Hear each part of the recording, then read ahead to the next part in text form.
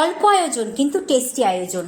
চলুন দেখাই যে কি কি আয়োজন আছে আজকে, মানে আজকে লাঞ্চ মেনুতে কি কি রয়েছে।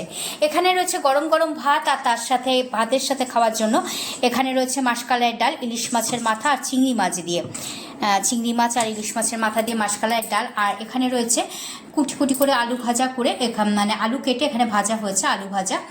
আর রয়েছে এখানে মাছের মাথা দিয়ে, আমরা এটাকে বলি ভাঙাচোরা, মাছের মাথা আলু বেগুন দিয়ে এটা মানে আমরা বলি ভাঙাচোরা। এটার সাথে লেবু পাতা দিয়ে করা হয়েছে, আর অল্প কুমড়ো পটলও দিয়েছি।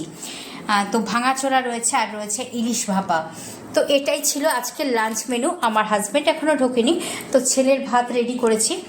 ছেলের খিদে পেয়েছে, ছেলেকে দিয়ে দেবো, তো হাজব্যান্ড আসার পরে আমি আর হাজব্যান্ড খাবো। তো চলে আয়, হয়ে গেছে, রেডি করেছি। ঠিক আছে, ডাল খেয়েছিস? কেমন আছে? ভালো।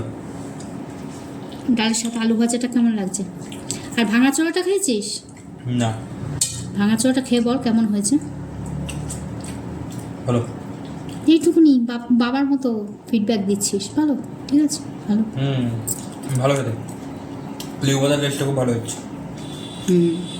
সত্যি এই ভাঙাচুরোটা কিন্তু দুর্দান্ত টেস্ট হয়। আর এই যে লেবু পাতার স্মেলটা, এটার মধ্যে মানে দারুণ লাগে, গন্ধরাজ লেবু পাতা। আর মাছের মাথা দিয়ে যেহেতু করা হয়, মাছের মাথা ভেঙে চুড়ে, তাই এটাকে ভাঙাচোরাই বলে থাকি আমরা, ভাঙাচুরো বা ভাঙাচোরা। আর এই ডালের সাথে এই কুটি আলু ভাজাটা কিন্তু মানে খুব ভালো লাগে।